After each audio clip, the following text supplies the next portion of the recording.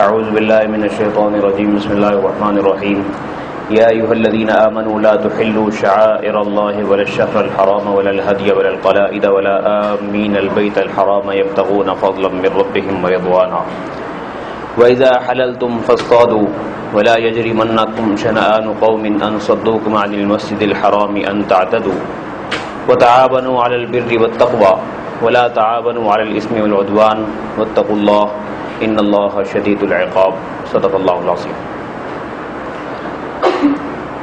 رسول اللہ صلی اللہ علیہ وسلم اور صحابہ کرام جب مکہ مکرمہ سے مدینہ تشریف لے آئے تو مکے والوں نے اعلان کر دیا کہ اب دنیا بھر کے کہیں سے افراد آئیں انہیں خانہ کعبہ میں عمرے کی اجازت ہے، حج کی اجازت ہے، لیکن اب یہ جو مدینے میں نبی ہیں اور مسلمان ہیں ان کے لیے اب ہمیشہ کے لیے خانہ کعبہ حرام ہو، اب یہ نہیں آ سکتے۔ آپ سوچ سکتے ہیں کہ خانہ کعبہ سے ایک عام مسلمان کو کتنا پیار ہوتا ہے، پھر صحابہ کو کتنا پیار ہو، پھر خود رسول اللہ صلی اللہ علیہ وسلم جو خانہ کعبہ کے باسی تھے وہیں سے گئے تھے، انہیں کتنا پیار ہو۔ تو مدینہ منورہ آنے کے بعد 1 سال 2 سال 3 سال 4 سال 5 سال 6 سال گزر گئے اور دل چاہتا ہے کہ حاضری ہو، خانہ کعبہ کا طواف ہو، مقام ابراہیم کی 2 رکعت ہو، پھر منا کا میدان جائیں، مزدلفہ میں جائیں، عرفات جائیں حج کے لیے، لیکن اجازت نہیں۔ تو جناب رسول اللہ صلی اللہ علیہ وسلم نے ایک دفعہ خواب دیکھا، خواب میں دیکھا کہ میں اور میرے ساتھی خانہ کعبہ کی طرف جا رہے ہیں، ہم نے احرام پہنا ہوا ہے۔ تو آپ علیہ السلام فجر کی نماز کے بعد اپنے خواب، کسی نے کوئی خواب دیکھا ہو اس کو پوچھ بھی لیا کرتے تھے، اپنا بھی خواب سنا دیا کرتے تھے۔ تو آپ علیہ السلام نے جیسے یہ خواب سنایا، صحابہ کرام کہنے لگے کہ ابراہیم علیہ السلام نے خواب دیکھا تھا وہ بھی سچا تھا، حضرت اسماعیل کی قربانی کا، اور یہ خواب بھی تو نبی کا خواب ہے، یہ بھی سچا ہے، اس لیے اس کا معنی یہ کہ اب ہمیں ہماری حاضری قریب ہے، اب ہمیں جانا چاہیے۔ چنانچہ تعبیر یہ نکالی کہ اسی سال ہمیں یہ عمرہ نصیب ہو جائے گا۔ گو اللہ سبحانہ وتعالیٰ کے علم میں یہ تھا کہ یہ اس سے اگلے سال ملے گا، لیکن اس سے 1 سال پہلے خواب میں دکھا دیا گیا تھا۔ تو اللہ کی شان، اللہ بتانے پر آئے تو قیامت تک کی باتیں بتا دے، نہ بتانے پر آئے تو ابھی یہ تعبیر صحیح نہیں سامنے آ رہی کہ یہ اسی سال کا خواب ہے یا اگلے سال کے لیے۔ چنانچہ مسلمان بھی اور رسول اللہ صلی اللہ علیہ وسلم بھی 1400 افراد احرام پہن کر اور جناب وہاں سارے کے سارے خانہ کعبہ کی طرف چل پڑے، صرف چند کلومیٹر کا فاصلہ رہ گیا تھا۔ چنانچہ مکے والوں کو پتہ چلا، انہوں نے اپنے نمائندے بھیجے کہ یہاں نہیں آ سکتے، یہاں آؤ گے طواف تو نہیں ہوگا، قتل و قتال ہو، ہم تمہیں یہاں پر کچھ نہیں کرنے دیں۔ رسول اللہ صلی اللہ علیہ وسلم نے فوراً مسئلے کو بھانپ لیا کہ شاید تعبیر نکالنے میں ہم سے اجتہادی غلطی ہو گئی، اللہ تعالیٰ اس کی بہتر تعبیر سمجھتے ہیں تو ہمیں اب صلح کر لینی چاہیے۔ چنانچہ صلح ہوئی، صلح میں یہ طے پایا کہ اگلے سال اب سارے آئیں گے دوبارہ، اور اس کی اور بھی کئی شرائط صلح حدیبیہ کی طے پائیں۔ تو مسلمانوں کے ذہن میں پھر اگلے سال تک اللہ تعالیٰ نے مسلمانوں کو اور زیادہ اسلامی علاقے دے دیے، تقریباً کئی 100 کلومیٹر تک مکہ مکرمہ کے علاوہ باقی جگہوں میں اسلامی فتوحات ہو چکی تھی، اور اب 8 ہجری میں یہ 6 کا واقعہ ہے، 2 سال کے بعد مکہ مکرمہ بھی فتح ہونے والا تھا۔ تو مسلمانوں میں یہ جذبات تھے کہ کبھی ہمارا داؤ لگا نا، ہم ان کو کبھی نہیں گھسنے دیں گے، ان کو نکالیں گے یہاں سے، اور جتنے بھی دنیا کے کافر ہیں وہ بھی اندر نہیں آ سکیں گے، ہم ان کو سب کو منع کریں گے، کوئی بھی آنے والا ہو۔ ابھی وہ احکام نہیں آئے تھے کہ غیر مسلم حرم میں نہیں آ سکتے، وہ احکام نہیں آئے تھے۔ تو اس اعتبار سے مسلمانوں کے اندر جذبات تھے، تو مسلمانوں کو سمجھایا جا رہا ہے کہ اگر کوئی غلطی کرے تو تمہیں جواب میں غلطی نہیں کرنی چاہیے۔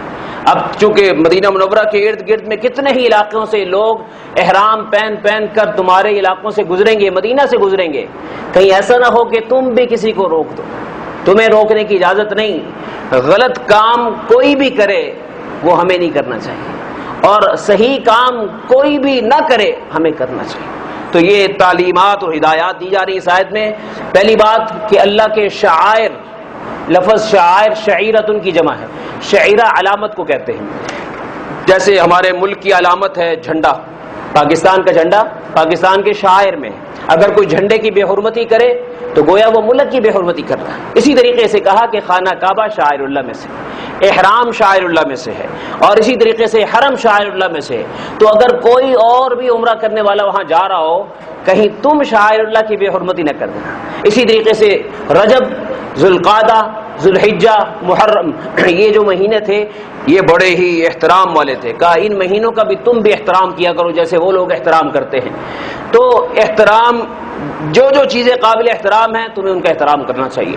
اور اس کے ساتھ ساتھ یعنی حتیٰ کہ وہ جانور جو خانہ کعبہ کی طرف قربانی کی نیت سے لے جا رہے ہوں، یا پھر ہدی کے جانور ہو، یا پھر جن کے گلے میں پٹا ڈال دیا گیا ہو علامت کے طور پر کہ یہ حرم میں ذبح ہونے ہیں، تمہیں صرف انسانوں کا نہیں ان جانوروں کا بھی احترام کرنا چاہیے۔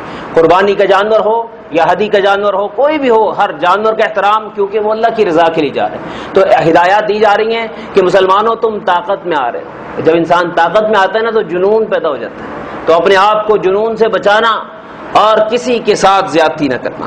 اور ایک ضابطہ بتا دیا کہ زندگی میں ہمیشہ نیکی اور اچھے کام میں کوئی بھی ہو اس کا ساتھ دو، اور برا کام کوئی بھی کرے تم اس کا ساتھ نہ دو۔ تو اس لیے تم نے کبھی حرم میں زیادتی نہیں کرنی، تم نے کہیں حرم والوں کی بے حرمتی نہیں کرنی۔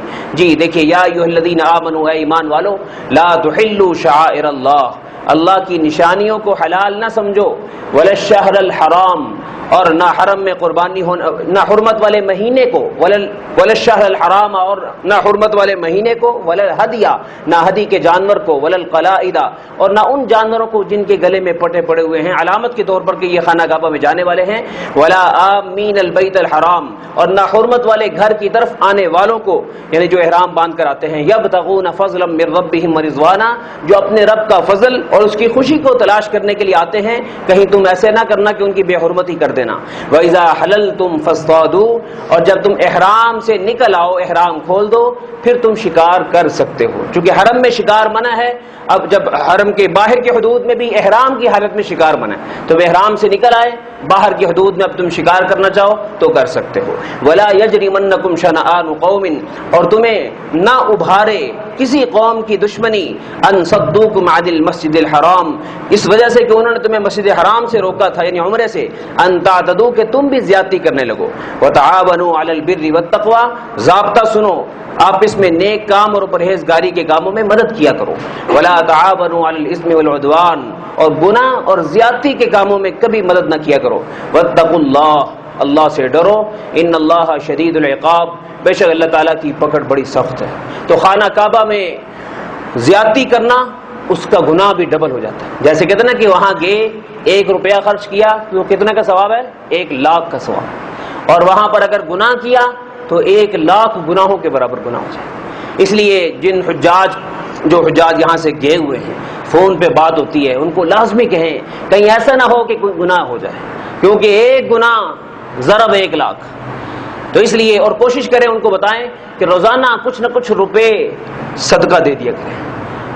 صدقہ کس نیت سے؟ کہ میں خانہ کعبہ میں جا رہا ہوں، جب بھی مسجد حرام آپ جا رہے ہوں، مسجد نبوی جا رہے ہوں، تو وہاں جانے سے پہلے 2-4 ریال صدقہ کر دیں کہ یا اللہ میں ایڈوانس میں دے کے جا رہا ہوں، اگر مجھ سے کوئی زیادتی ہو جائے مجھے معاف کر دیں۔ تو یہ ادب ہے کہ وہاں کا جو اللہ والے کیا کرتے ہیں۔ تو اس لیے جو گئے ہوں ان سے کہیں کہ پیسے بچانے کی بجائے لگائیں اور خرچ کریں اور بار بار صدقہ دیں۔ ایک تو آزمائشیں ٹلیں گی، دوسرا اللہ کا غصہ متوجہ نہیں ہوگا، اور تیسرا ہے کہ کوتاہی جو ہو جاتی ہے اس کی وجہ سے اللہ تعالیٰ معاف کر دیں گے۔ تو وہاں جانے والوں سے بار بار ریکویسٹ کیجئے، غیبت نہ کریں، دھکا نہ دیں۔ قرآن نے 3 حکم دیے ہیں، شاید آپ کی کسی سے بات ہو تو آپ ان کو بتا سکیں۔ فلا رفث ولا فسوق ولا جدال فی الحج، اے حجاج کرام، حج کے لیے آئے ہو، خبردار کسی قسم کا شہوانی منظر نہ دیکھنا۔ سب کے پاس موبائل ہوتے ہیں، کہیں ایسی ویڈیو احرام کی حالت میں کھلی ہوئی ہو جو آپ کے لیے منع ہے، 1 لاکھ حرام مناظر دیکھنے کا گناہ مل جائے تو کہاں پہنچ جائے گا معاملہ۔ اس لیے جو موبائل ساتھ لے جا رہے ہیں ہوشیار ہو جائے، کہیں ایسا نہ ہو گڑبڑ ہو جائے۔ ولا فسوق، شہوانی کام بھی نہیں کرنا اور گناہ کا کام بھی نہیں کرنا، کسی قسم کی زیادتی نہیں کرنی۔ وہاں چند روپے پڑے ہوں یا چند لاکھ روپے پڑے ہوں، کسی کے پیسوں کی طرف غلط نگاہ نہ ڈالیں۔ حتیٰ کہ جو ایک غلطی عام ہوتی ہے نا، وہ کیا ہے؟ ہر چوتھا حاجی وہ جو نا وہ دوسرے کا جوتا پہن لیتا ہے، اور لاپرواہی اس معاملے میں جائز نہیں ہے یہ۔ مسئلے کے اعتبار سے چاہے آپ کا چپل کوئی بھی لے جائے، آپ کسی کا چپل نہیں لے سکتے۔ پتہ نہیں یار ساڈے نال جڑی ہوئی ہے اگے کرنی، ایسے نہیں کرنا۔ اس لیے ان کو سمجھائیں کہ جوتے کے جوڑے روزانہ خریدنے پڑیں، خرید لیں، لیکن کسی کا چپل پہنیں گے تو آپ کے سارے عمرے کا ثواب اس کو جائے گا جس کے چپل آپ نے پہنے، تو آپ کو تو ملے گا ہی نہیں۔ تو اس لیے دوسرے کا چپل نہ پہنے، دوسرے کی لائن میں لگنے سے پہلے ہم دھکا دے کر دوسرے کی جگہ پہ قبضہ کر لیتے ہیں کہ یار مجھے لائن میں نہ لگنا پڑے۔ واش روم میں گئے نا، ہر حاجی چاہتا ہے کہ میرا احترام ہو، جو لائن میں لگے ہوئے وہ پیچھے ہٹ جائے، مجھے اندر جانے دیں۔ تو اس لیے ان تمام معاملات میں کسی کے ساتھ زیادتی نہیں کرنی۔ ولا جدال فی الحج، تیسری چیز کہ حج میں کسی کے ساتھ نوک جھوک نہیں کرنی۔ آپ کی جوتے پہ کسی کا پاؤں آ گیا، آپ کے جو ہے آپ کا جوتا جو ہے اس کے اوپر کوئی چڑھ گیا، کسی نے اس کو جناب پانی ڈال دیا اس پر، کوئی وضو کرتے ہوئے کسی کا دھکا لگ گیا، برداشت کریں۔ کسی کے ساتھ زیادتی نہیں کرنی، جھگڑا نہیں کرنا، نوک جھوک نہیں کرنی۔ ہوتا یہ ہے کہ وہاں پر عام طور پر غصہ چڑھا ہوتا ہے، ایک دوسرے کے اوپر پریشان ہوتے ہیں۔ مینا کے میدان میں کافی مسائل کا سامنا کرنا پڑتا ہے۔ تو جن کے روابط ہوں ان سے درخواست کروں گا کہ وہ ان کو بار بار کہیں کہ حج پہ کمال یہ ہے کہ بندہ جائے اور گناہ کوئی نہ کرے۔ ہم لوگ پوچھتے ہیں سناؤ بھائی حجر اسود کا بوسہ دیا تھا، سناؤ بھائی طواف کتنے کیے تھے، یہ نہیں پوچھنا چاہیے۔